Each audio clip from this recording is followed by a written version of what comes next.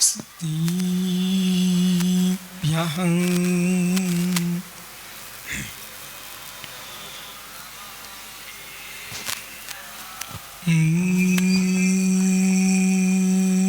नमः स्त्रीभ्यः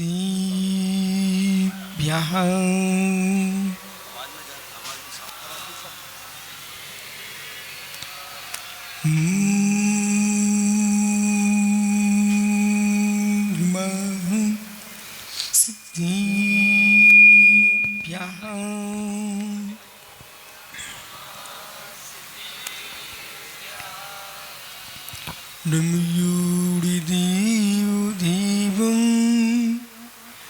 धरणीन्द्रनिन्दितुयीचरणं नाडं जस्यडन्तं लोयालोयं पयासि भुजडिमनोभिरामं तिहुवणिदमधुरसदेवकाडम् अन्तातीतिगुणानं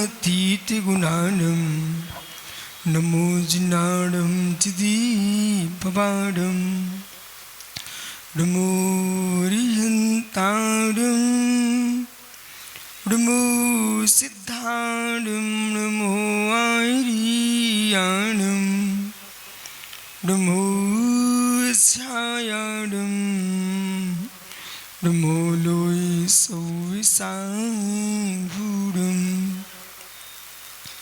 अनंतानंद परम सिद्ध भवानी की एक जड़वान शांतिनाथ स्वामी की एक जड़वान महावीर स्वामी की परम पूज्य आचार्य भगवान पदम नंदी स्वामी की परम पूज्य आचार्य विराग सागर जी महाराज की अहिंसामय विश्व धर्म की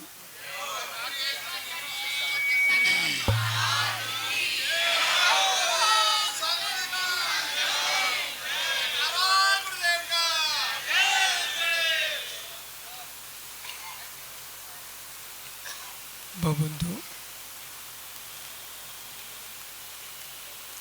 अंतिम तीर्थ और दमाइन स्वामी के शासन में हम से बृहस्पति तीर्थंकर की पीयूष देशना जनेन्द्रवाड़ी मनीषी जगत कल्याणी ये सर्वज्ञ शासन नमोस्तु शासन जयवंतो विद्राग सुबल संस्कृति भगवत अरहत परमेश्वर तीर्थंकर दिनेश्वर देव ने विश्व वसुंधरा को वस्तु की वसत का सत्यार्थ उपदेश प्रदान किया है।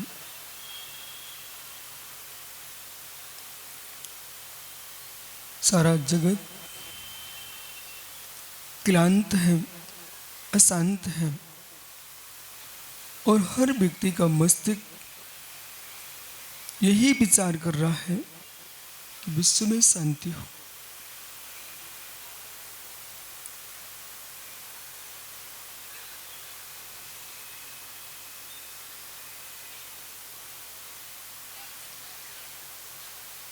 इस शांति का विचार तो हर व्यक्ति के मस्तिष्क में है, पर जिन विषयों से अशांति फैलती है उनको छोड़ने का विचार किसी के पास नहीं है। कूलर आवाज कर रहा है कि नहीं? तुमको शांति चाहिए, वो शांति चाहिए है।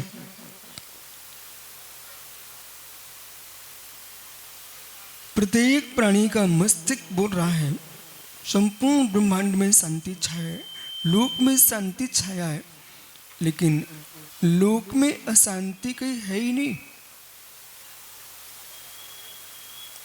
ये जगत का भ्रम है कि लोक में शांति चाहिए मुझे। लोक में अशांति नाम की कोई वस्तु नहीं है।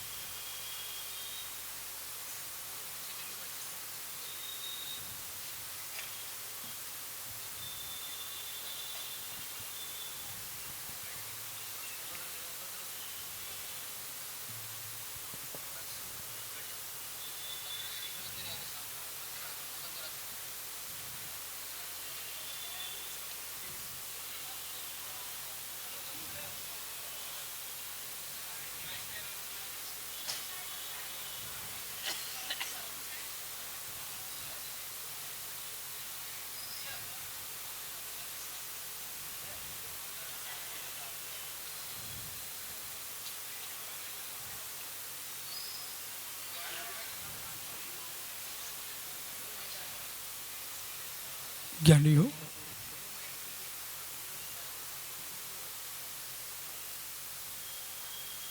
बहुत गंभीरता में विचारने की आवश्यकता है। और आज जिस नगरी में कभी क्षुल्लक गणित प्रसाद भरणी या अध्ययन करने आया करते थे, आज ये नगर का उत्साह है। और बड़ौद के लोग तो देख के परेशान हैं कि चातुर्मास की तैयारी हम कर रहे हैं कि खुर्जा वाले कर रहे हैं।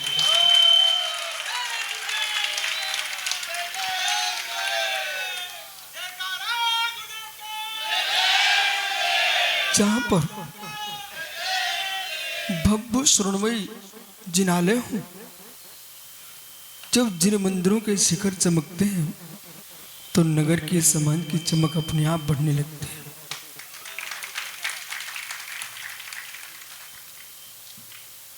और वो भाई कह रहा था, गुरुजी हम जिनालियों का जीर्णोद्धार कर रहे हैं।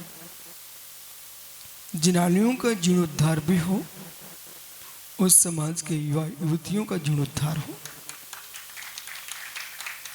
जितने संघ के लोग बैठे हैं, सबसे मेरा कहना है कि संस्कार की आवश्यकता है। और संस्कार नहीं दे पाओगे, उस संतान को सुरक्षित नहीं रख पाओगे, तो धर्म सुरक्षित नहीं रहेगा। जब भी धर्म की रक्षा होगी, इन बालक बालिकाओं के माध्यम से होगी। किसी बच्चे को छोटा मत समझो, ये बालक ही आगे बड़े होंगे और यही धर्म की डोर को आगे लेके चलेंगे। अपने मूल विषय पर आइए। संसार में अशांति कहीं नहीं है। अच्छे से समझो, संसार में अशांति कहीं नहीं है। न दिल्ली में अशांति है, न खुर्जा में अशांति है, न बुलंदशहर में अशांति है। यानी अशांति कहीं है तो व्यक्ति के चित्त में है। वो व्यक्ति के चित्त की अशांति ही वातावरण को अशांत करती है। यदि आपके मस्तिष्क में शांति छाई हो तो कहीं अशांति नाम की वस्तु ही नहीं है। कौन से कोई बगीचे में अशांति की, पर्वत पर अशांति, नदी तालाबों के किनारे अशांति है। कौन से स्थान पर शांति है? अशांति फैलाई किसने है?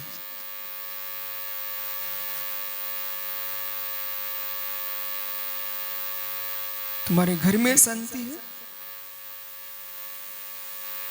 मंदिर में शांति है, मंदिर में शांति है, वो घर में अशांति, ये भी तुम्हारा भ्रम है। जो शांत चित्त वाले पुरुष होते हैं, आपको बोध होना चाहिए तुम्हारे घर में दिगंबर मुनि के चरण पड़ते हैं, आहारचर्या को पहुंचते हैं। वही जो जिस घर में काय क्लेश होता रहता है, वो घर मंदिर बन जाता है जब गुरु के चरण पड़ते हैं। जिनके मस्तिष्क में अशांति है, पर्यावरण को दूषित करने वाला कोई भी नहीं है जगत में। अभी कोरोना छाया था तो दिल्ली में भी चांद दिखना प्रारंभ हो गया था, सितारे दिखने लगे थे। ऐसा लोगों ने कहा आकर के, बोले महाराज जी दिल्ली में कभी तारे नहीं दिखते हैं, लेकिन कोरोना में तारे दिखने लगे। इसका मतलब क्या हुआ? ये तारे क्यों नहीं दिख रहे थे? क्या तारे थे नहीं वहां पर? वहां तारे थे, लेकिन आपके नियोग से जितनी फैक्ट्रियां हैं, जितना उपयोग है वो मनुष्य कर रहा है। और जो भी वातावरण को परिवर्तित किया जा रहा है, ये आपके द्वारा हो रहा है। यदि आप अपने अंदर के वातावरण को प्रशस्त कर लो तो बाहर का वातावरण अपने आप प्रशस्त होता है।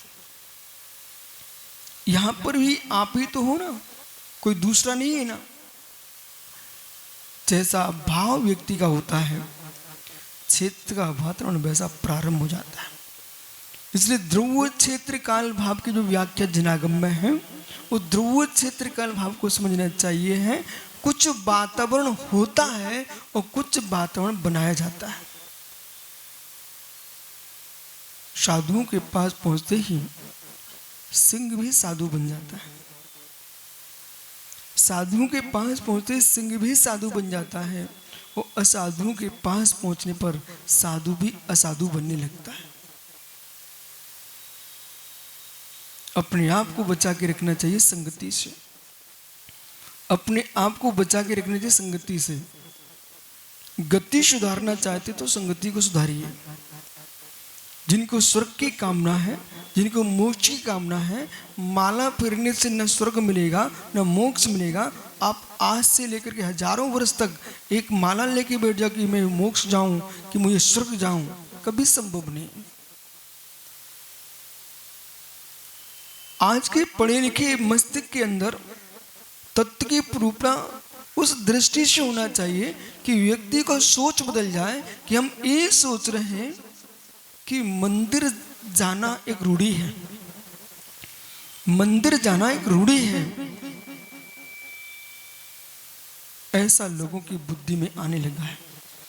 और जिसका बालक ये कहे कि मंदिर जाना रूढ़ी है, उसी समय ज्ञानी ज्ञानचंद जी अपने मस्तिष्क पर हाथ ठोक लेना कि मेरा बालक मेरा मंदिर जाना रूढ़ी है।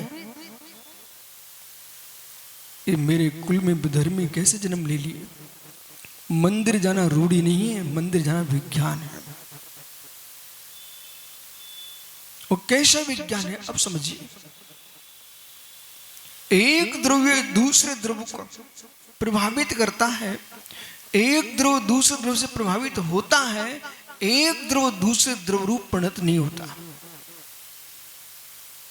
और जब आप यू कथन व्याख्यान, आपने श्री राम की कथा सुनाई, आपने वर्धमान महावीर की कथा सुनाई, तो इन लोगों के मस्तिष्क में क्या आ गया? बस धर्म तो रूढ़ी है। और चांद के ऊपर एक दाग है, चांद के ऊपर एक दाग है। वो कहां से आप देखते हो? चांद के ऊपर दाग है, कहां पर बैठ के देखते हैं आप? मौन लेके आए क्या? चांद के ऊपर दाग है, आप कहां पर बैठ के देखते हो? माताओं, चांद के दाग को देख लेना सरल है, पर चांद जैसी ऊंचाइयां पा पाना बहुत कठिन है। जब भी लोग दाग देखने चलते हैं तो बड़े लोगों का ही देखते हैं, पर दाग देखने वालों की आंखें उतनी ही है कि तुम दाग ही देख पाओगे। पर ये क्यों नहीं सोचते हो कि चांद जैसे ऊंचाइयां हम पानी की क्षमता रखते? क्या मंदिर जाना रूढ़ी है? मंदिर जाना रूढ़ी है। वह रूढ़ी स्वीकार है, वह रूढ़ी स्वीकार है। जिस रूढ़ी से सनातन धर्म की रक्षा होती हो, वो रूढ़ी स्वीकार है। जिससे ज्ञानियों हमारे धर्म का पालन होता हो, वो रूढ़ी स्वीकार है। जिससे सदाचार का पालन होता हो, वो रूढ़ी स्वीकार है। जिससे नरक नहीं जाया जाता। रूढ़ी कह करके आप ध्यान दो, रूढ़ी कह करके आपको धर्म से दूर किया जा रहा है। एक समय था, विद्यालय का समय था 11 बजे खुलने का। और आज कोई भी समाज के विद्यालय हो, विचार किया ही नहीं है। और ये आज खुर्जा से लेकर के पूरे देश तक इस संघ के सदस्य बैठे हैं, ये समाचार दे सकते हैं पूरे देश में कि विद्यालय खुलने के समय मैं भी पढ़ने जाता था 11 बजे। अब 11 बजे पढ़ने जाता, उसका लाभ क्या था? सुबह जितने हमारे धार्मिक क्रिया हैं, मंदिर जाना, पूजन करना, स्वाध्याय करना, दान देना, और इसके उपरांत स्वस्थ भोजन घर से करके जाना, धर्म की रक्षा, शरीर की रक्षा, समाज की रक्षा, राष्ट्र की रक्षा। आज क्या हुआ? जान करके तुम्हारा बालक 7 बजे 6 बजे स्कूल जाएगा और अब आएगा 2 बजे 3 बजे वापस। बेटे, मंदिर नहीं जा सकते, तुम्हारे धर्म पर प्रहार। बुड्ढों की उम्र कितनी समय तक, वृद्धों की आयु कितनी और बची है? और जब ये इनको संस्कार नहीं दिए जाएंगे, आपके सारे मंदिर ताले पड़े रह जाएंगे अथवा दूसरे के हाथ में जाएंगे, क्योंकि तुमने संतान को मंदिर जाना सिखाया ही नहीं।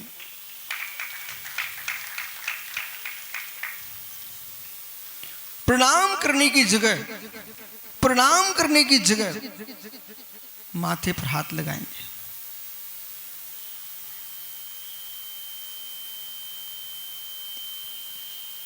आज समाज के अंदर जो जागृति है, चाहे दिल्ली के समाज हो, चाहे खुर्ज के समाज हो, बड़ौद के समाज हो, इन सबके मस्तिष्क में एक विशेष बात को ध्यान रखना,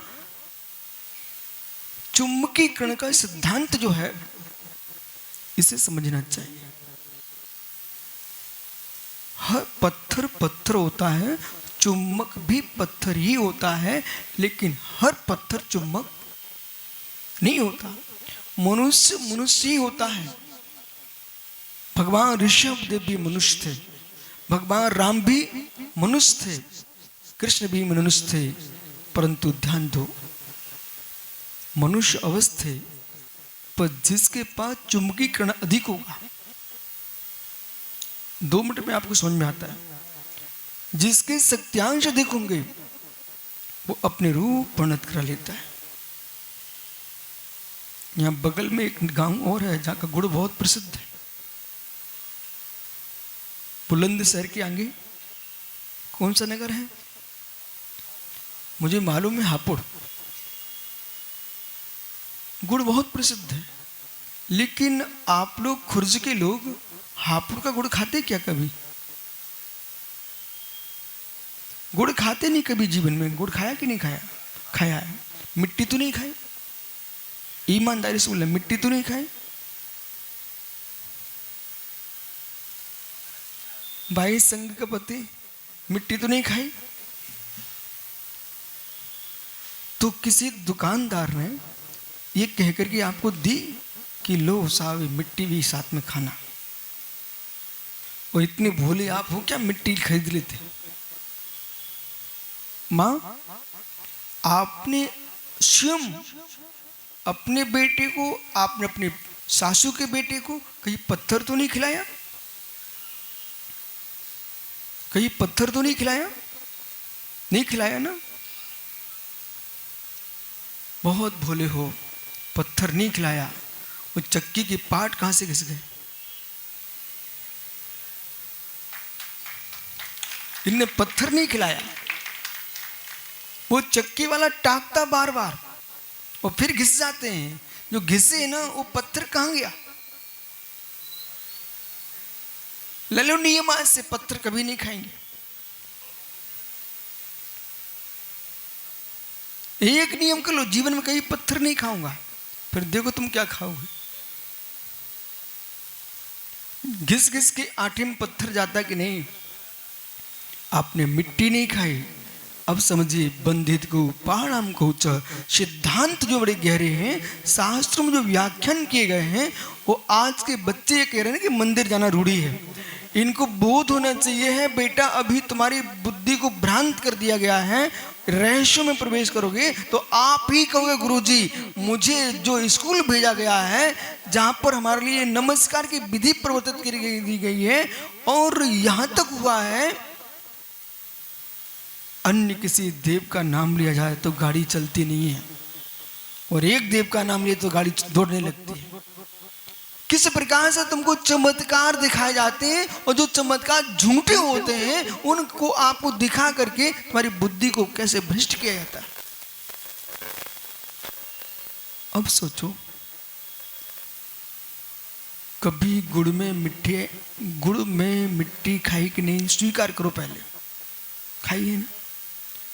पर कभी आपने नहीं कहा मैं मिट्टी खा रहा, कभी नहीं कहा। और आटे में आपने पत्थर खाया है, 1 मिनट नहीं लगा, सबने स्वीकार कर लिया। अब सोचिए वक्ता कैसे बदल सकता है, इसलिए आपको हर वक्ता को सुनने नहीं जाना चाहिए यदि आपकी बुद्धि तीक्ष्ण नहीं है तो, क्योंकि तुमको वक्ता बदल देगा और ऐसा बदलेगा कि तुम्हारे बदलने से पूरा वक्त ही बदल जाएगा। समय बदल जाएगा, समय बदल जाएगा। समय अपनी धुरी पर चल रहा है, एक एक शब्द को समझना। काल अपनी धुरी पर चल रहा है, काल ने किसी को बदला नहीं है, काल ने आज तक किसी को बदला नहीं है, और काल किसी से बदला नहीं गया है, और काल के बिना हमारे बदलने का ज्ञान नहीं हुआ है। घड़ी में जो कांटे चल रहे हैं, उन कांटों ने तुमको कब बदला? और आपने कांटों को चलते कब बदला? नहीं बदल सकते हो। और जो काल द्रव्य है, निश्चय काल वर्तमान जिसका लक्षण है, उसको बदलने की कोई क्रिया कोई कर नहीं सकता है। तुम जो भी समझ रहे, व्यवहार काल समझ रहे हो, निश्चय काल तुम समझ नहीं पा रहे हो। जैसे कि चक्की के अंदर आटे की चक्की पीसते ना, हाथ बाली, उसके नीचे किली है। पुराने काल में जाओ, हाथ की चक्की के नीचे किली है, उस पर चक्की घूम रही है। किली क्या कर रही है? कुंभकार का चाक देखा, वो चाक घूमता है, लेकिन ऊपर का पाटा घूमता है। उसको डंडा लेकर कुंभकार घुमा रहा है, पर जो नीचे किली है वो क्या कर रही है? क्या वो घूमती है? क्या घूमती है? क्या ऊपर के पाटे घुमा रही है क्या हाथ पकड़ के? ओहो, वो स्वयं घूम नहीं रही है। समझ में आ रहा ना? स्वयं घूम नहीं रही है, और ऊपर के पाटे को घुमा भी नहीं रही है, और उसके बिना पाटा घूम भी नहीं रहा है। पुनः कहूं, कुंभकार का चाक वो घुमा रहा है, तो घुमाने वाला कौन है? कुंभकार। घूम कौन रहा है? चाक। किस पर? कील तो स्थिर है, कील तो स्थिर है। स्थिर कील हुए बिना चाक घूम नहीं सकता है। ऐसे जो काल द्रव्य नाम की वस्तु है, मालूम अभी अभी वैज्ञानिकों के नई खोज की है कि जिसको भारत में श्रवण संस्कृति सनातन काल से बोलती चली आ रही है कि वनस्पति जीव है, पेड़ पौधे जीव हैं, पत्थर भी जीव है, पानी भी जीव है, अग्नि भी जीव है।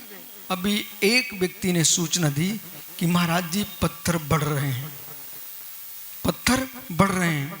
मैंने कहा ज्ञानी तूने कौन सी नई बात बताई है? हमारे धर्म ग्रंथों में तो अनादि काल से लिखा हुआ है पत्थर भी जीव है।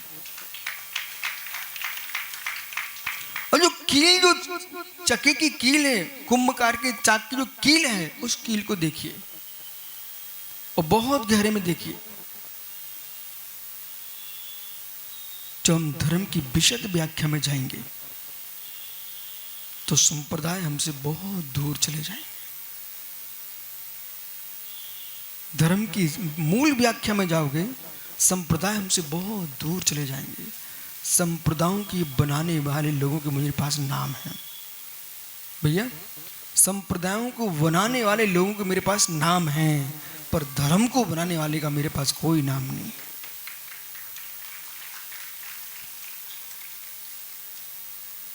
संप्रदाय बनाने वाले लोग हैं, मिल जाएंगे, कोई कुछ 200 वर्ष, कोई 300 वर्ष, कोई 500, कोई 1500, 1000 वर्ष मिल जाएंगे, लेकिन मित्र 5000 वर्ष मिल जाएंगे। संप्रदाय बनाने वालों के नौ के नाम मिल जाएंगे, पर धर्म बनाने वाला कोई है ही नहीं है। अब समझना गहरे में भैया, दिल्ली पानी का स्वभाव क्या है? ये किसने बनाया?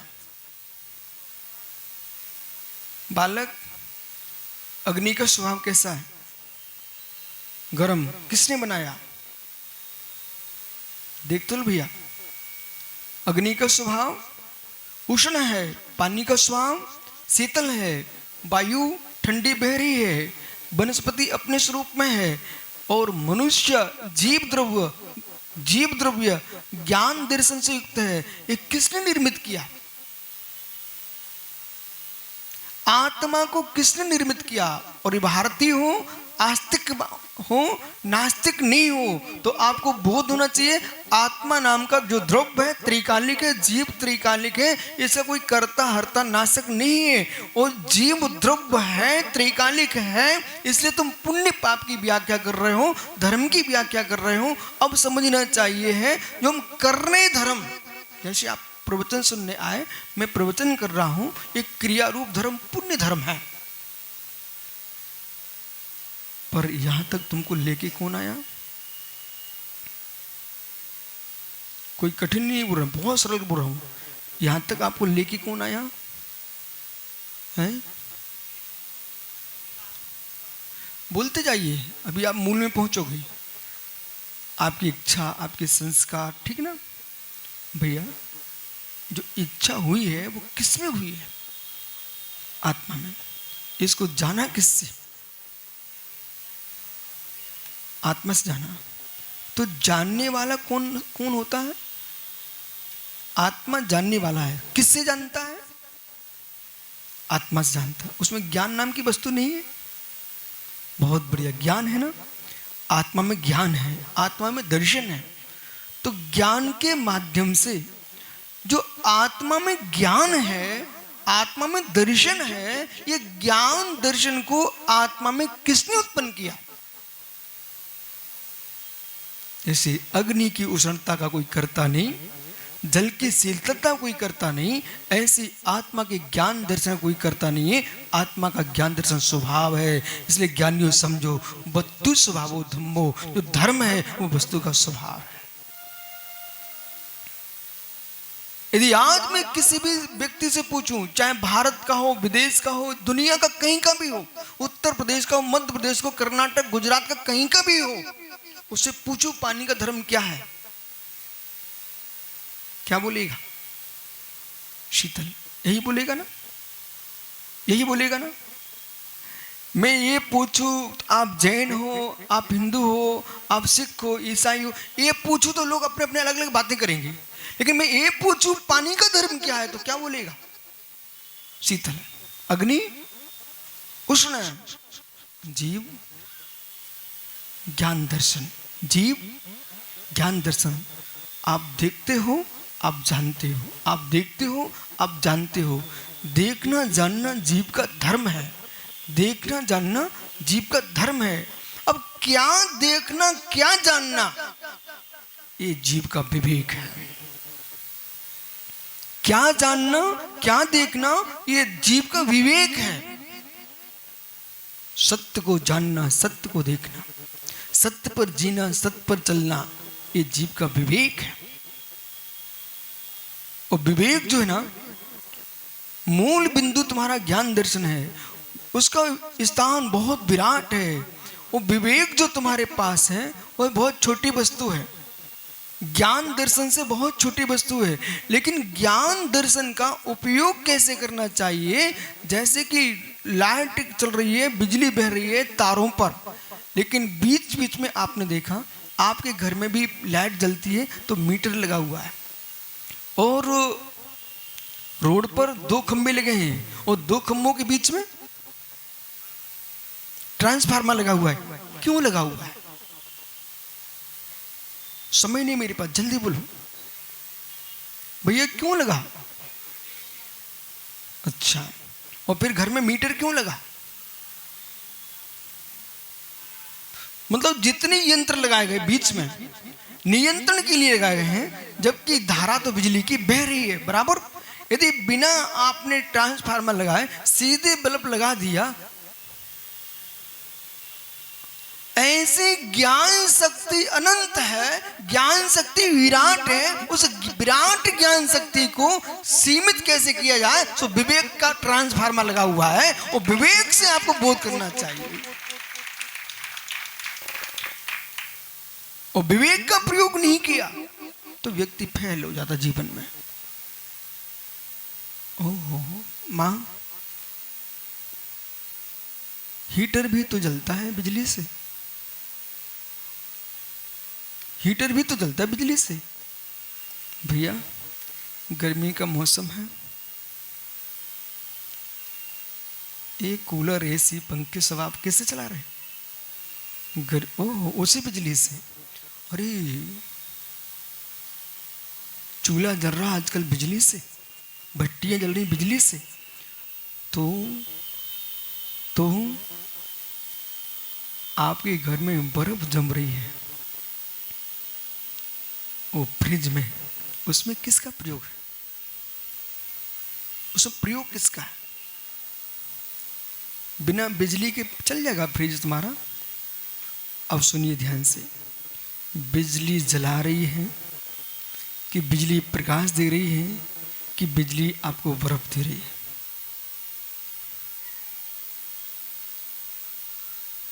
सब राजधानी के लोग बैठे यहाँ पर, पूरे देश की राजधानी के बैठे आप, तुम्हारी बुद्धि तो सबसे तेज होना चाहिए।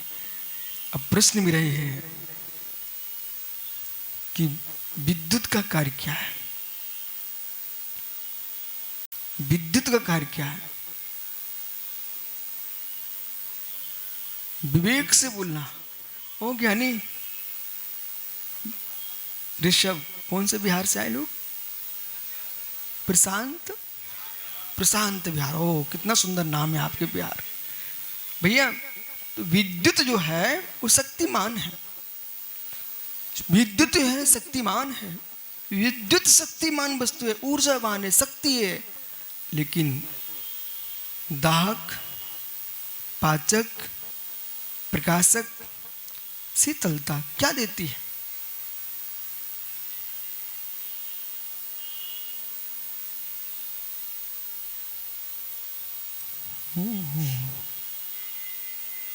समझो, विद्युत विद्युत है।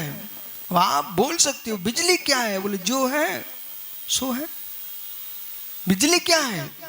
जो है। उत्तर दो आप, बिजली क्या है? जो है सो है। लेकिन यदि फ्रिज में प्रयोग किया है तो जमा देती है, और यदि हीटर में प्रयोग किया है तो जमा देती, जला देती है, और फ्रिज में जमा देती है। ऐसी ज्ञान विद्युत है, विषय कसा में प्रयोग करोगे तो जला देगी, और साधना में प्रयोग करोगे तो जमा देगी।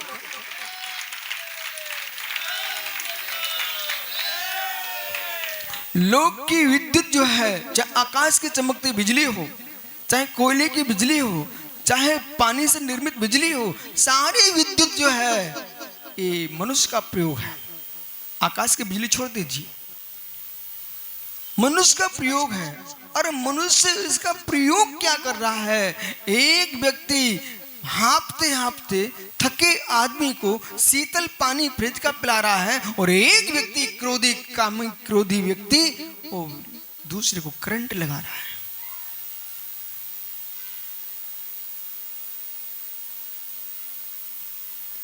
ज्ञान कथा तो मैं कर सकता था, लेकिन मैं सोच रहा हूं श्री राम की कथा करूं कि महावीर की कथा करूं। उनकी कथाएं हो चुकी हैं, उनकी कथाएं हो चुकी हैं, वे महापुरुष हो चुके हैं। उनने कौन सी विद्या का प्रयोग किया? उन्होंने अपनी बिजली का प्रयोग क्या किया कि जगत प्रकाशमय हो गया। और यानी कंस ने, रावण ने क्या प्रयोग किया कि नरक में पड़ा हुआ जग में अंधकार छा गया। ऐसा मत कहना कि मेरे पास ज्ञान है गुरुजी, वो ज्ञान आपके पास भी है। आप लोग ज्ञानी हो कि नहीं?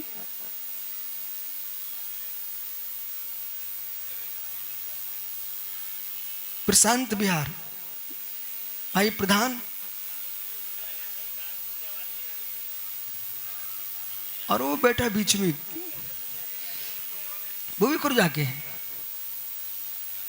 तो मित्र, ज्ञानी हो कि नहीं? खुरजा ज्ञानी हो? ऐसा जगत में कौन सा जीव है जो ज्ञानी नहीं है? ऐसा कोई भी जीव नहीं जो ज्ञानी ना हो, हर भी जीव ज्ञानी है। अब अंतर समझिए, अंतर समझिए। आज भारत सरकार ने गरीब से गरीब के घर में बिजली भेज दी है, सही है कि नहीं? पूरी कोशिश है सरकार की, हर गरीबी घर में बिजली भेज दी है। लेकिन बिजली तो सरकार ने भेज दी, अब क्षमता तुम्हारी कितनी है? तुम पंखा लगा सकते हो, कि फ्रिज लगा सकती हो, कि कूलर लगा सकते हो, कि एसी लगा सकते हो, ये एक सरकार की क्षमता नहीं है, तुम्हारी क्षमता है। ऐसे ज्ञानी ज्ञान सबको प्राप्त हुआ है, विवेक की क्षमता तुम्हारी की है कि तुम विषय में जला रहे हो कि साधना में जमा रहे हो।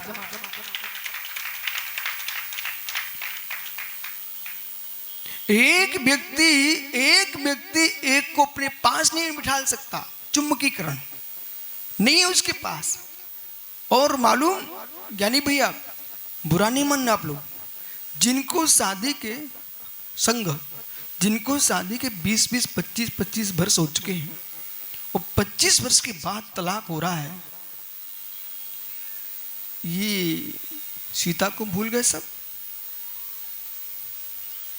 समझो माता, तुम्हारे पति ने अग्नि कुंड में तो नहीं डाला, तुम्हारे पति ने जंगल में तो नहीं छोड़ा, श्री राम ने तो जानकी को जंगल में छोड़ दिया था। मालूम है सबको, श्री राम ने तो सीता को अग्नि कुंड परीक्षा दिलाई, तब भी जानकी ने ये नहीं कहा अब मैं राम को छोड़ता हूं।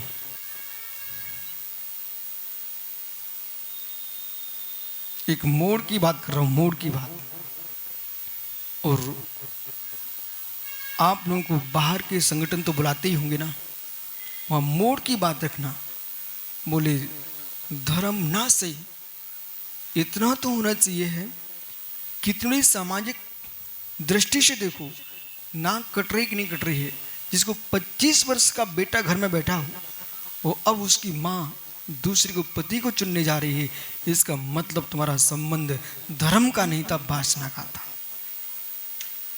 और वासना तुम्हारी पूर्ति होना बंद हो गई, तुम छोड़ के चले गए।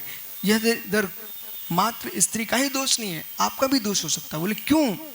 कि एक साधु हजारों लाखों लोगों को एक साथ बिठा सकता है, तुम्हें इतना, आपके अंदर इतना चुंबकीकरण नहीं है कि आप एक स्त्री को अपने पास रोक पाते होते। तुम्हारी क्षमता में कमी है, यदि आप नहीं रख सकते थे तो तुमको शादी कराने का शौक आया क्यों?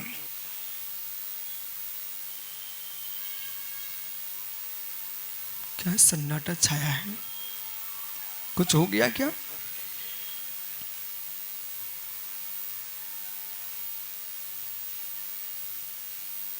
कुछ हो गया क्या? चुम्बकत्व पर रख रहे हो। ज्ञानी बंधित को पारणम पूछा, इस जनागम का सूत्र है। उमा स्वामी महाराज हुए आचार्य, उन्होंने तत्वासूत्र नाम का ग्रंथ लिखा। उन्होंने 5वें अध्याय में सूत्र लिखा हुआ है, बंधित को पारणम को उच्चा। जिसकी शक्तियां अधिक होंगे वो अपने रूप परिणत कराता है। इसलिए मैंने आपसे पूछा था, गुड़ खाते कि मिट्टी खाते हो? जिस दिन गुड़ बनने से लेकर के तुम्हारे घर में आने तक देख लोगे ना अच्छी तरह से, तो तुम खाओगे नहीं। जब ट्रकों में लगता है तो मजदूर पैर भी रखते हैं, मैंने आंखों से देखा है, मालूम, पैर भी रखते हैं। और यहां तक उसी गुड़ को खाते, उसे बैठ करके रोटी भी खा लेते हैं बैठ करके। इतना ही नहीं, जमीन पर भी पड़ा रहता है, उठा उठा के ऊपर फेंकते हैं। लेकिन गुड़ के शक्तियां से इतनी अधिक मिठास होता है कि छोटी मोटी मिट्टी वो मीठी हो जाती है, देखा। और इसी प्रकार से आटे के अंदर जो चक्की के कण पत्थर के घुले थे वो इतने कम होते हैं और आटा अधिक होता है तो वो अपने रूप परिणत करा लेता है। इसी प्रकार से क्या रहस्य, क्या रहस्य? श्री राम जंगल गए तो माता सुब्रत सागर जी 3 गए थे कि 1300 गए थे? श्री राम जब जंगल गए थे तो 3 गए थे मात्र, श्री राम, लक्ष्मण और जानकी सीता। जब वापस लौट के आए थे तो कितने आए थे? हजारों नहीं लाखों लोग लौट के आए थे। और आपको मालूम होना चाहिए, सिद्धार्थ ने, भगवान महावीर स्वामी अपने पिता के यहां से दीक्षा लेकर निकल गए तो कितने साथ में थे? स्वयं तो अपने घर से अकेले गए थे। और जब तीर्थंकर की धर्म सभा लगती है, करोड़ों करोड़ों लोग उनकी धर्म सभा में बैठे हुए थे। क्या हुआ? भगवान ऋषभ देव दीक्षा लेने जैसे निकले, उनके साथ 4000 राजा और पीछे लग गए। बंद चुंबकीकरण। ओहो ज्ञानियों, तुम मनुष्य हो, पत्थर के चुंबक को देखने के देख तुम मुस्कुरा रहे हो। अपना चुंबकीकरण बढ़ाइए, वो आपकी शक्ति बढ़ेगी, लाखों लोग तुम्हारे साथ खड़े होंगे।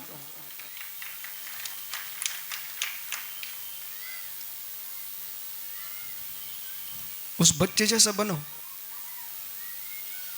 उसे तुमसे कोई लेन देन नहीं है।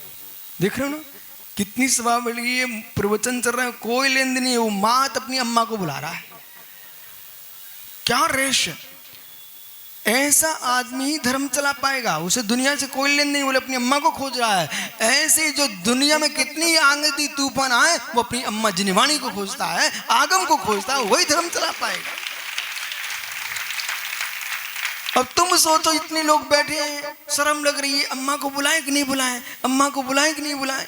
एक सज्जन हमसे बोले महाराज जी, बहुत सारे बाहर के लोग आए हैं, सास की व्याख्या करोगे, बाहर की व्याख्या करोगे। बच्चा को देखो, किसी की अम्मा का नाम नहीं ले, अपनी अम्मा का नाम ले रहा है।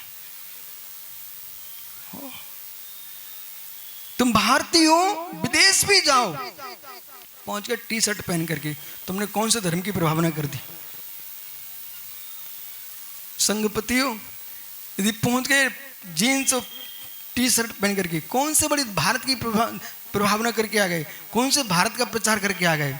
तुम जाते धोती दुपट्टा में, तो मिलता ही भारतीय लोग आए।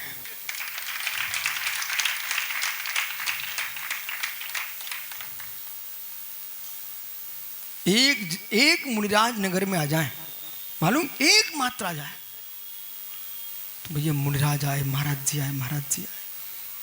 अभी कपड़े पहन के आया, कौन नहीं पहचान रहा? कौन पहचान रहा है? जो कृत्रिम पहचान है, जो कृत्रिम पहचान है वो सत्य नहीं है, अकृत्रिम पहचान है वो सत्य है। मित्र, ऐसा कौन सा पुरुष है जो अपने माँ के उदर से बढ़िया सुंदर कपड़े पहन के जन्मा हो? दादा, ये सफेद कपड़े पहन के जन्मे थे? अच्छा, जब आप जाओगे ना तो आपके संस्कारी कपड़े पहन के कर दिए जाएंगे, नहीं होंगे ना? बुरा नहीं मानना हमारी बात को। अब जो है सो है।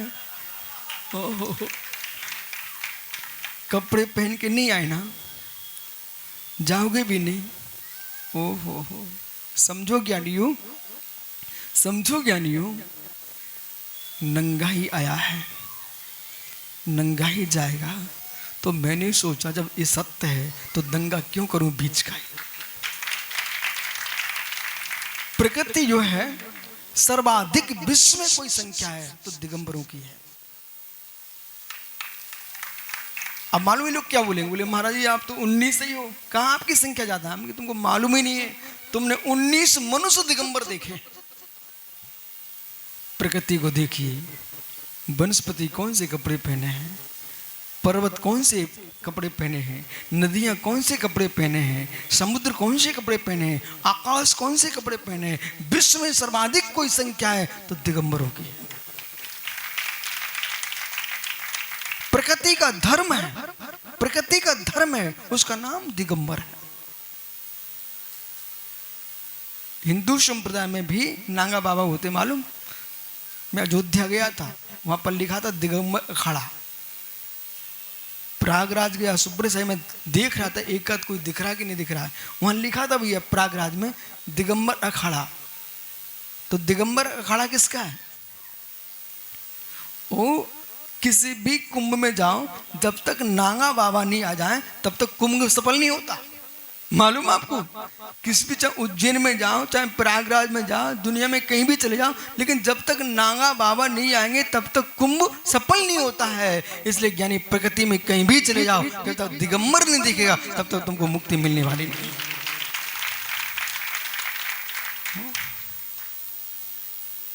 स्वरूप का भान करा दे, स्वरूप का भान करा दे।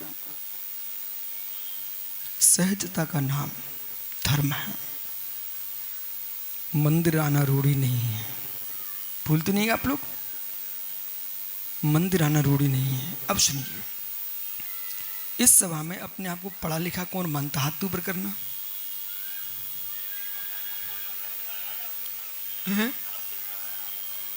अरे कोई नहीं मानता। अच्छा, अपने आप पढ़ा लिखा मानते हो बेटा, तो सीधे खड़े हो जाओ फिर। लक्ष्य, पढ़े लिखे हो?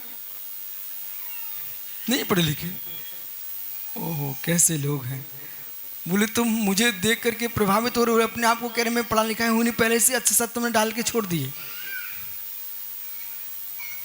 मित्र, मंदिर जाना रूढ़ी है, लोगों का जो सोच है। और आज के जितने पढ़े लिखे बच्चे हैं, बेटा कुछ सीखो। रसायन शास्त्र पढ़ते क्या, भौतिकी पढ़ते क्या, जीव विज्ञान पढ़ते क्या, वनस्पति विज्ञान पढ़ते क्या। फिर देखिए भैया, एक पद्म पुराण करके ग्रंथ है, और आचार्य रॉबर्टसन स्वामी ने उसका सृजन किया है। पद्म पुराण दो है, वैदिक पद्म पुराण भी है और जैन पद्म पुराण भी है। पद्म यानी राम, पद्म यानी श्री राम, राम का असली नाम है पद्म। और पद्म का जिसमें जीवन लिखा हुआ है, व्रत, उसका नाम, पुराण का नाम पद्म पुराण। पद्म पुराण ग्रंथ एक ऐसा ग्रंथ है कि बालक से लेकर वृद्ध तक हर व्यक्ति को अभ्यास करना चाहिए। जीवन में सुख और दुख को समान दृष्टि से तुम कैसे जी सकते हो, तो श्री राम से पूछो। राज्य कुल में जन्म होने के बाद भी राज्य में कितना रहे, तुम्हारे जीवन को कौन सा कष्ट है। जंगल, राम रावण युद्ध, 14 वर्ष का वनवास, नगर में पहुंचे, जब अयोध्या वापिस आए तो नगरवासियों ने अब बात खड़ा कर दिया। आपकी भाषा में धोबी बोल गया। क्या बोला? ओ, राजा ही ऐसा करेंगे तो प्रजा क्या करेगी। इसलिए जीवन में ध्यान रखना, हर व्यक्ति को सफलता हासिल करना है, हर व्यक्ति को उत्कर्ष चाहिए, उत्तीर्णता चाहिए है, तो कौन क्या कह रहा है इस पर विचार ना करके मुझे क्या करना चाहिए ये विचार करना चाहिए। बुंदेलखंडी बोलो, बुंदेलखंडी। आप में मटके बनती कि नहीं? मटके, उस पर ढक्कन रखता ना, मिट्टी का ढक्कन बनता है, तो हड़िया बोलते, हड़िया बराबर। जगती पर हड़िया पर पारा रखा जा सकता है, पर लोगों के मुख पर कोई पारा नहीं है, कोई ढक्कन नहीं है। तुम कितनी अच्छी बन के आओ, पर कहने वाले कुछ ना कुछ कहेंगे।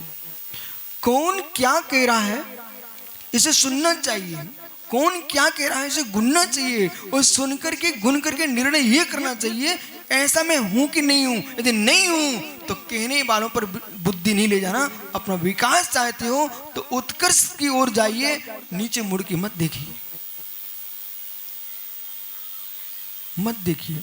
व्यक्ति गिराने के लिए तुमको फंसा सकता है, लेकिन जो सज्जन पुरुष होते हैं वो विकासशील काम करते हैं, पीछे मुड़ के नहीं देखते हैं। आपसे किसी ने कह दिया धर्म रूढ़ी है, मंदिर जाना रूढ़ी है, बेटा कैसे रूढ़ी हो गया? रूढ़ी कैसे हो गया? उनसे इनकी भाषा में प्रश्न करना, तुम टीवी देखते कि नहीं, सिनेमा हॉल जाते कि नहीं, क्यों जाते हो? वहां क्या रखा है? कुछ है तो जाते क्यों फिर जब कुछ नहीं है? मतलब पैसे कमाने में पाप कमाते हो, फिर पैसे बर्बाद करने में पाप कमाते हो। पिता की संपत्ति को तुम सिनेमा हॉल दे के आ गए, मतलब स्वयं की कमाई दे के आ गए, और घंटों घंटों टीवी पर सामने बैठ करके आंखें खराब कर लिए हैं और समय बर्बाद किया है। यदि आपके पास यदि होता, भैया मेरा प्रश्न है, जो भी सिनेमा में तुम देख रहे हो, जो भी तुम टीवी में देख रहे हो, वो किसके बारे में देख रहे हो? क्या ऐसा तुम्हारा जीवन नहीं है? क्या ऐसा तुम्हारा जीवन नहीं है? जो तुम उसमें देख रहे हो वो जीवन में तुम्हारा घटित नहीं हुआ। अपनी आंख बंद कर देखो, सबसे ज्यादा पिक्चर तो तुम्हारे जीवन की है। क्यों पैसे बर्बाद करने जा रहे हो? अब मित्र, जब तुम कह बोले गुरुजी मनोरंजन होता है, थोड़ा आनंद आता है, जब कागजों की तस्वीरों पर, पर्दों पर या कुछ भी नहीं है, वहां तुम प्रभावित हो सकते हो। पर्दों पर चित्र जो आ रहे हैं उनसे प्रभावित हो सकते हो। वे चित्र तुमको प्रभावित कर रहे हैं, तो जिनका चारित्र पवित्र है, जैसे परमात्मा की मूर्ति तुमको क्यों नहीं प्रभावित कर रही है?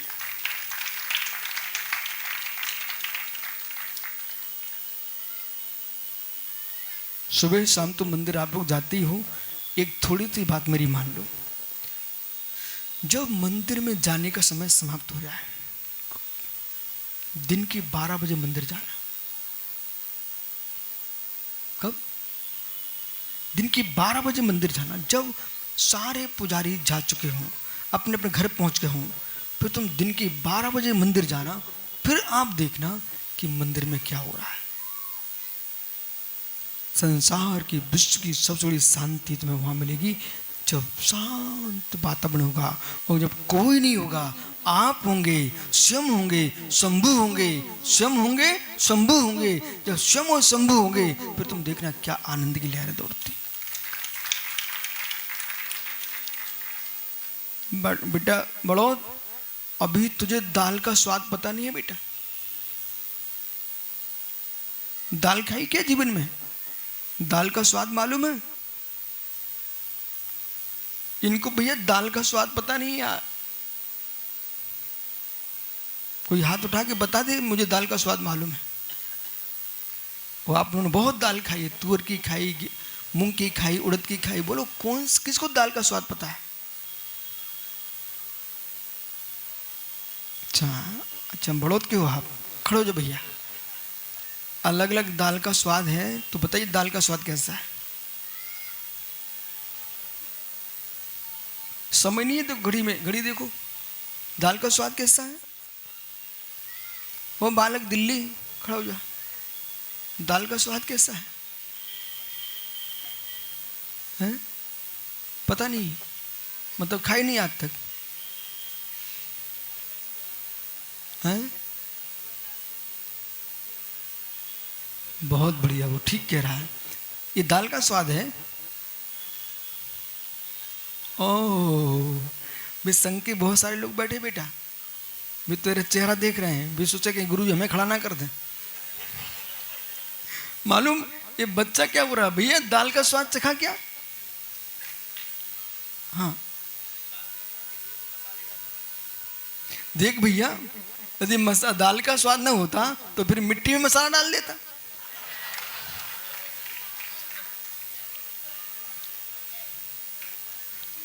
हैं? हैं? बैठ जा, उसको तो पसीना आने लग गया। देखो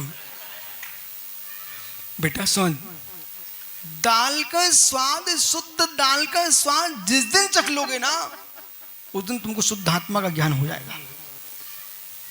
मतलब आपने दाल का स्वाद चखा ही नहीं आज तक, कि उसमें मिर्च डाल दिए, मसाला डाल दिए, बघार डाल दिया है, नमक डाल दिया। शुद्ध दाल का स्वाद कहाँ है?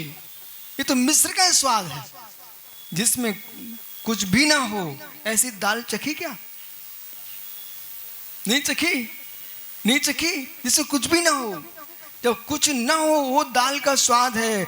ऐसी आज तक तुमने अपने निज के धर्म का स्वाद चखी नहीं है। कहीं तुमने बीच में महावीर स्वामी को लाए, राम को लाए, पारसनाथ को लाए, मित्र कहीं रावण को लाए, कंस को लाए, दुनिया को लेके आ गए, कहीं माँ को लाए, बहन को लाए। तुम राग के स्वाद चख रहे हो, आत्मा का स्वाद नहीं चख रहे हो।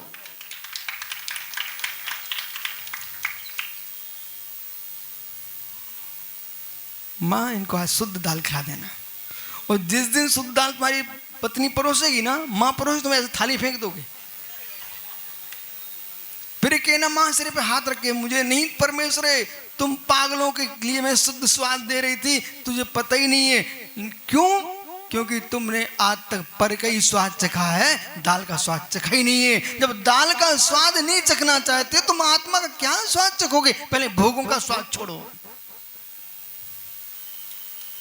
ओह, तब धर्म का मर्म समझ में आएगा। मंदिर जाना रूढ़ी नहीं है, मंदिर जाना रूढ़ी नहीं है। जिनको अपने अब भैया बोल देना प्रेम से, अपना चुंबकीकरण वृद्धिमान करना हो तो मंदिर जाना सीखो। बालकों, युवाओं, शक्ति बढ़ाना। आजकल पता नहीं क्या क्या दूध में घोल घोल के पीने लगे बेचारे। ओहो, क्या पी रहे हैं लोग?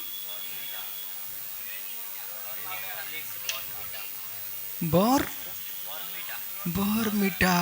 बेटा, ये शरीर में मोटा करके कुछ नहीं मिलने वाला है। आत्मा में तुम भर लो बॉर्नविटा। किसका? जिनदेव की भक्ति का। तो कर्म छे हो जाएंगे। क्या तुम बॉर्नविटा, शरीर इतना मोटा कर लिया। ये बड़ौद के बच्चे आ रहे हैं बेचारे, चल नहीं पा रहे। पहले दिन आते हैं बिहार में, बड़ी दमसम से आते हैं, बोले आज मैं बिहार का हूँ। सामने बोलो गुरु जी अब कहाँ चलो जी, चल नहीं पा रहे जी। बेटा समझो ऐसा क्यों हुआ? तुमने शरीर मोटा कर लिया, शरीर मोटा कर लिया है। अरे शरीर मोटा करने से काम नहीं चलेगा, आत्मा को वर्धमान करो, शक्ति बढ़ाइए। वो शक्ति बढ़ाने के लिए यहां पर लिखा है मालूम, संसार में सबसे प्रिय वस्तु, संसार में सबसे प्रिय वस्तु पूरे नगर में आज एक खुर्जा ना, खुर्जा। बर्णी जी की मेरी जीवन गाथा में इसका नाम पढ़ा था मैंने बहुत छोटे में, खुर्जा। ये रहे ना यहाँ बर्णी जी? हाँ, इसी मंदिर में रहे हैं। सुब्रत सा इस गांव का बहुत नाम, उन्हें पत्र भी लिखे खुर्जा के नाम से उन्हें बहुत सारे। अब प्रश्न ना, पूरे नगर का वातावरण इतना पर्वत लग रहा है। आपका अध्यक्ष तो बोल रहा था गुरु जी हमारी तो 7 पीढ़ियां तैर गई। बोले पूरा का पूरा वातावरण चेंज हो गया है मित्र। ओह, चौथा काल लगा है भाई। भैया तो साक्षात समोषण विराजमान है, उसी का परिणाम है आज पूरे नगर में, मात्र जैन समाज में नहीं सकल समाजों में ये खुशी की लहर है कि लोग पूछ रहे थे, मेरे कानों तक शब्द पहुंच गए हैं, बोले कौन आ रहा है जो तुम ऐसा सजा के रखे नगर को। मित्र आपको बोध होना चाहिए, कोई दूसरा नहीं आया जिसको भगवान महावीर ने स्वीकार किया, श्री राम ने स्वीकार किया। और जब राम महावीर नहीं हुए थे उसके पहले ऋषभ देव ने स्वीकार किया है, वो दिगंबर भेष आया है। हमसे तुम परिचित नहीं हो लेकिन दिगंबर से दुनिया परिचित है। और जब कभी आपको वेदों की बातें सुनने को मिले तो उनसे पूछना, वेदों में ग्रंथ एक शब्द लिखा हुआ वात रसायन, वेदों में एक शब्द का प्रयोग वात रसायन। तो वात रसायन किसके लिए प्रयोग किया गया है? वात यानी वायु, वात यानी वायु। जैसे वायु रिश्ती रहती है और वायु रिश्ते दुनिया खुशमय है। एक बार पानी नहीं मिले तो कुछ दिन जी जाओगे, लेकिन हवा नहीं मिले तो, ऑक्सीजन नहीं मिला तो ऊपर चले जाओगे। मालूम, जैसे एक बार पानी ना मिले लोग मालूम महीने महीने के उपवास कर लेते हैं, बिना पानी के जी लेते हैं, लेकिन बिना वायु के। ऐसे ज्ञानियों विश्वास रखो, आप बिना भोजन के रह सकते हो, बिना पानी के रह सकते हो, ऑक्सीजन के बिना नहीं रह सकते, वायु के बिना नहीं रह सकते हो। इसी प्रकार से जगती पर, ब्रह्मांड में, इस लोक में, तीनों लोकों में वात रसायन वेदों में जिनको लिखा है, उन्होंने लिखा कि मित्र वात रसायन यानी जैसे वायु रिश्ते रहती है, ये दिगंबर मुनियों को कहा है कि जैसे वायु बहती रहती है ऐसे बहते रहते, इनका नाम वात रसायन है। वायु बहती है तो जगत के लोगों को ठंडी मिलती है, ये दिगंबर बहते रहते लोगों को परम शांति मिलती है, क्योंकि इनके मठ नहीं है। भैया संघ को मालूम होगा, आपने हेगड़ेवार भवन का नाम सुना? नागपुर में गए कभी? नहीं गए? गए हो? मैंने नागपुर चातुर्मास किया और पहला कार्यक्रम हेगड़वाले भवन में हुआ। चारों भक्त तो लोग बोले महाराज जी ये तो आरएसएस का स्थान है। मैंने कहा मित्र आपको पता नहीं है, आपको मालूम ही नहीं है, दुनिया में एक बच्चा शाखा लिए खड़ा था राजस्थान में। वो सुब्रत सागर भीलवाड़ा की याद है, बालक शाखा लगाए हुए थे। हम लोग शुद्धि को गए, वो बच्चे आके प्रणाम करने आए। हम कहे बेटा तुम्हें क्या कर रहे हो? बोले गुरुजी हम देश की सेवा के लिए काम कर रहे हैं। उन्होंने कहा बेटा देश में हम आते कि नहीं? मैंने उससे पूछा देश में हम आते कि नहीं? तो वो चेहरा देखता है। बेटा सोच के बताओ देश में हम आते कि नहीं? बोले हाँ आते हो। तो तुम जब देश की सेवा करोगे तो देश में दिगंबर मुनि भी है, तो बेटा इनकी भी सेवा करना। वे बच्चे नाचने लगे। बोले ऐसा है क्या? बोले हम कहा हाँ। बोले आपको मालूम होना चाहिए था इस जो भी हम देख रहे विश्व में, भाई एक मिट्टी का लौंदा लेके आओ, मिट्टी का लौंदा वो अलग अलग बांट दिया। तो किसी ने खिलौना बनाया, किसी ने मटका बनाया, किसी ने कुल्हड़ बनाया, लेकिन ये सब क्या थे? मिट्टी थे। बच्चों को समझाया, बच्चे खुश हुए। बोले गुरुजी ये तो किसी ने बताया ही नहीं था। हमने बेटा समझो हम भारत में हैं, भारतीय हैं, भेद ऐसे हो जाते हैं कि इन माताओं को एक आटा दे दिया, इनने उसको उसन करके कोई पूड़ी बना रहा है, कोई रोटी बना रहा है, कोई बाटी बना रहा है, पर आटा देखा जाए तो आटा है। इसी प्रकार से विचारकों की जो बातें हैं, विचारकों की बातें हैं, ये हमको गहरे में समझना चाहिए। विचारकों की बातें सुन करके हमें वो अलग अलग लोई बाटा देख लेना चाहिए, पर मूल में देखना चाहिए। विचार बाद में, मूल वस्तु पहले है। और वस्तु क्या है? जो है वस्तु क्या है? जो है सो है। इसलिए आज अपने जीवन में यहां से घर जाओ ना, और घर जा करके आप प्रवचन सुन के जा रहे, तो मैं समझूं जब तुम्हारी पत्नी तुमको पहचान नहीं पाए तो तुम प्रवचन सुन के जा रहे हो। क्या हुआ? अरे झगड़े नहीं होगा। समझो मैं क्या बोल रहा हूं, सुनो तो पहले। मित्र मां यहां से घर जाओ, तुम्हारा पति पहचान नहीं पाए तो तुम समझने में प्रवचन सुन के आया है। बोलो मतलब भैया मतलब ये है कि भोजन बनाया, उसमें नमक अधिक हो गया।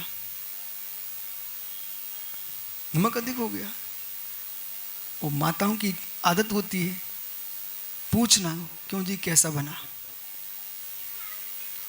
बना?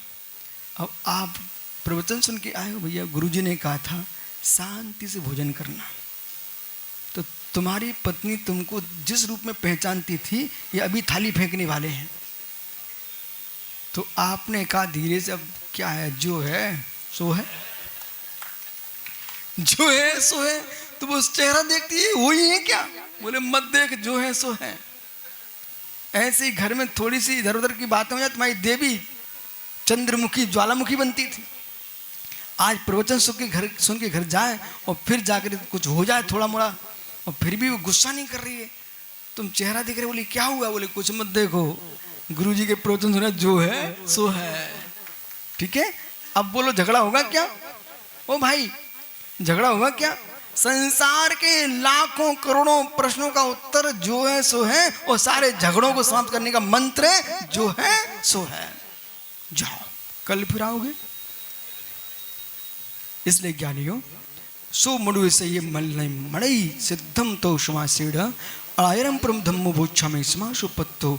यहाँ पर आचार्य भगवान कह रहे हैं तो समास से तव संयम विशेष युक्त मनुष्य के योग, मनुष्य जन्म के योग्य अनाय सिद्ध बल्लई अनादि सिद्ध जो प्रिय उत्कृष्ट बल्ली कोई परम प्रिय है, अनगा धर्म है। अनियार धम्मम, उस अनगा धर्म को प्राप्त हुआ। उसे संक्षेप में कहूँगा, ज्ञानियों आज नहीं, कल नहीं, परसों नहीं, जीवन में देखो आप भारतीय हो ना, आस्तिक हो, आत्मा को त्रिकालिक मानते हो, और त्रिकालिक मानते हो तभी पुण्य पाप की पापड़ी वाली व्याख्या हो सकती है। यदि आप मानते हो तो आज नहीं, किसी ना किसी भाव में, किसी ना किसी पर्याय में ये संस्कार अवश्य काम में आएंगे। ये कौन सा स्थान है भैया? बगीचा मंदिर, बाग मंदिर। नसिया जी में बैठ करके, नसिया जी में बैठ करके मेरा विश्वास है एक दिन ऐसा आएगा तुम सब दिगंबर मुनि बन के भगवान बनोगे।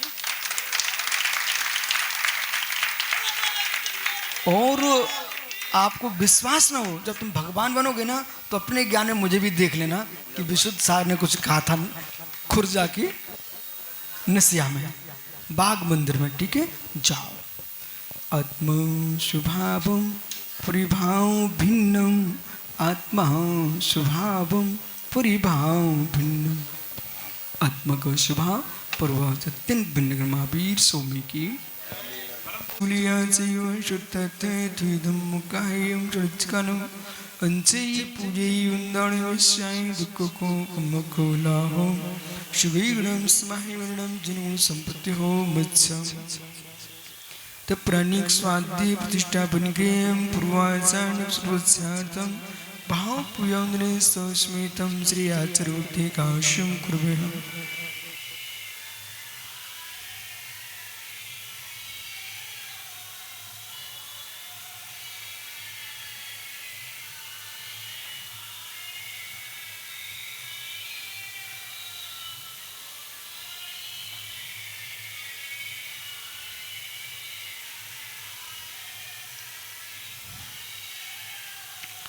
श्रुतपार्येभ्यः शुभभावनापटुमतेभ्यः श्रुतपुनदेभ्यो गुरुभ्यः छत्तीगुणसम्मग्गे पञ्चव्याकरणसन्दर्शे सस्साडुगुकुशले धम्मरत्ना वन्दे गुरुक्षीमेनि संसारसारं घोरं छिन्नं तट्टिकम्मं जमुं च पावन्ति ये नित्यं व्रतमन्त्रो मुनिरिता ध्यानाग्निहोत्राकुला षट्कर्मा विस्तातपोदिना साधु क्रिया साधिवा शीलप्रावरणा गुणप्रेरणा संदार्गिते चोधिका मोक्षद्वारिके पाटि पाटिन बिटा पीडन्तु मां साधिवाः गुरुवः पान्तु नित्यं ज्ञानदर्शननायकः चारित्राणो गंभीरा मोक्षमार्गोपदेशका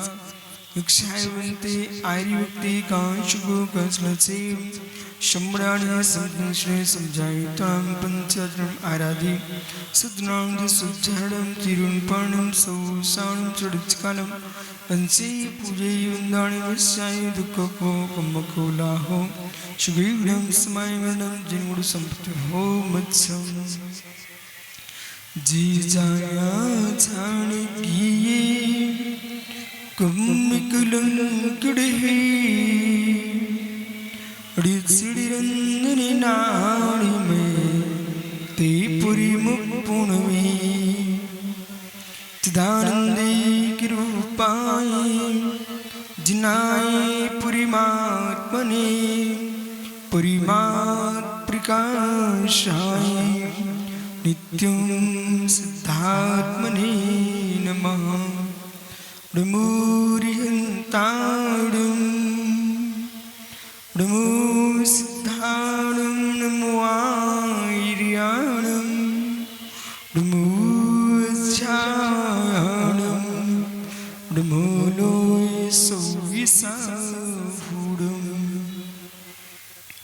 पंच परमेष्ठी भगवानी की परम पूज्य आचार्य भगवान योगेंद्र स्वामी की, परम पूज्य आचार्य भगवान ब्रह्मदेव सूरी की, परम पूज्य आचार्य विराग सागर मुनि महाराज की, अहिंसामय विश्व धर्म की, परम पूज्य सागर जी महाराज की जय। Hello hello hello hello